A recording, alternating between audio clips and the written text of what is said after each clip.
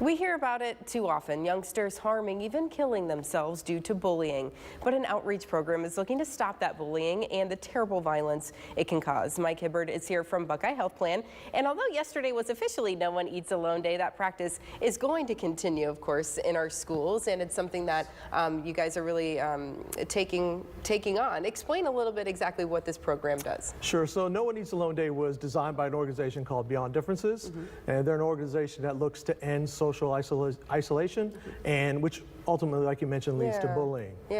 So this is something, you go into schools and kind of do a little presentation, right, for the kids? Correct.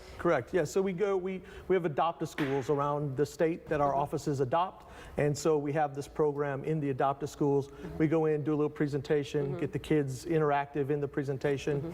They also sign a sheet that they commit to ending social isolation, and so it's really a neat event. I would imagine that it's important for the parents to get involved in this effort too, right? You know, you guys go in and you could talk to the kids, but we really need the parents to be sitting down and talking with them as well and saying, you know, maybe if you see a kid at lunch who you normally don't talk to them, maybe you don't know them, maybe it looks like they're sitting alone, you know, it's important to go up and maybe strike up a conversation with them. That's absolutely correct. It really does start with the parents to kind of teach those skills to their kids when they're younger, because then that does help lead to some better skills later on in life. Yeah, I mean, that could be used for all sorts of things, right? Absolutely. So here's something really cool that I thought was great. You guys kind of give these kids conversation starters, and I'm going to read a couple of them here.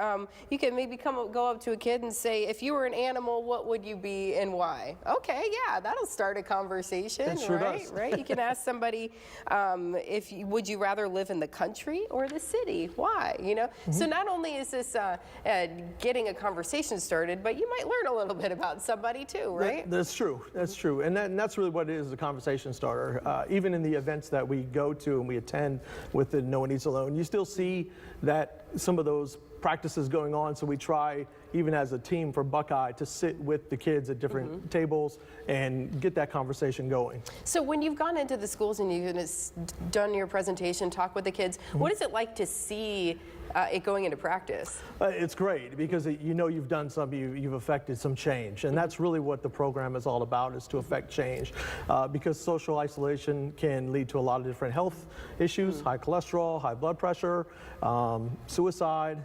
So we as Buckeye want to kind of transform the health of the community, and we do that one person at a time by doing things like these events. I was just about to ask you that, kind of why Buckeye getting involved in something like this, but I didn't realize that, you know, obviously we know that it could lead to self-harm or things like that, but I didn't realize it had some of those other effects too, isolation. It does, high blood pressure, high cholesterol, and so if we can help eliminate some of those factors in kids, then it hopefully eliminates it as they get older as well.